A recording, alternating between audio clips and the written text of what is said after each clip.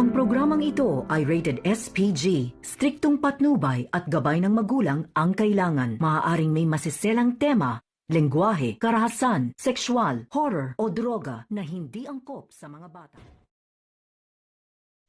May nakakita sa ginawang pagsampal ni Dr. Carlos kay Zoe, kaya ito ay nakaambot kay Annalyn. Kaya agad-agad umalis si Annalyn para habulin si Zoe at naabutan niya ito sa labas ng ospital.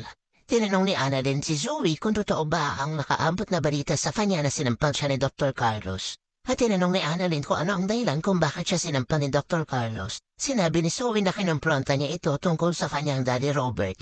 At dahil dito napaisip-isip si Annalyn, na kung nagawa ni Dr. Carlos ito kay Zoe ay maaari niya rin itong gawin sa iba lalong-lalo na sa kanyang nanay.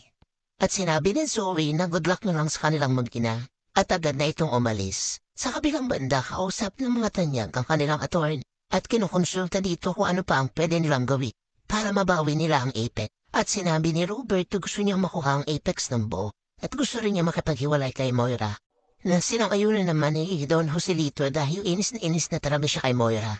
Ngunit pinipigilan naman siya ni Giselle dahil maaari ang kasal nila ni Moira ay makatulong din para makuha nila ang Apex. Sa kabilang banda tinatawagan ni Lynette si Carlos. Nang biglang dumating si Josa at ayain na siyang sabay na silang umuwi. At ang gulat si Josa sa narinig na maaari hindi na matuloy ang kasal nila ni Lynette. Kaya sinabi niya hindi pwede mangyari yun dahil si Carlos na ang perfect husband para kay Lynette sa tingin niya.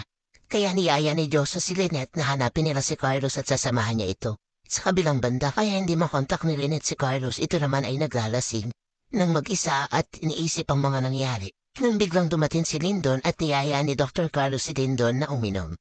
At sinabi ni Lyndon kay Carlos na buksanan niyang pag-ititan si Annalyn. Sinabi naman ni Carlos na huwag mag-alala si Annalyn dahil hindi na matutuloy ang kasal nila ni Lynette na ikinagulat ni Lyndon. Kaya sinabi ni Dr. Carlos na alam naman niya na hindi siya gusto ni Annalyn kaya mag-celebrate na raw si Annalyn dahil nakuha na ito ang gusto niya.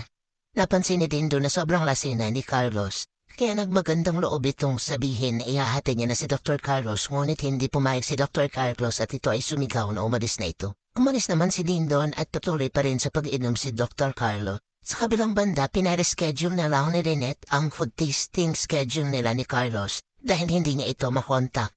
Nung dumating din si Harry dahil nahanap ang kanyang daddy Carlos.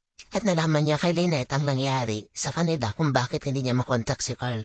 At nakita nilang dumating si Dr. Lyndon at tinanong ni Annalyn kung nakita ba nito si Dr. Carlos. Agad naman sinabi ni Dr. Lyndon na nakita niya si Dr. Carlos.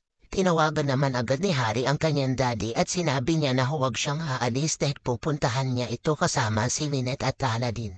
Kung ikaw kaya ang nasa sitwasyon nila, ano kaya ang gagawin mo? Sabi nga ng Diyos, bakit kayo nababalisa? Isipin ninyo kung paano tumutubo ang mga bulaklak sa parang hindi sila nagtatrabaho ni gumagawa ng damit.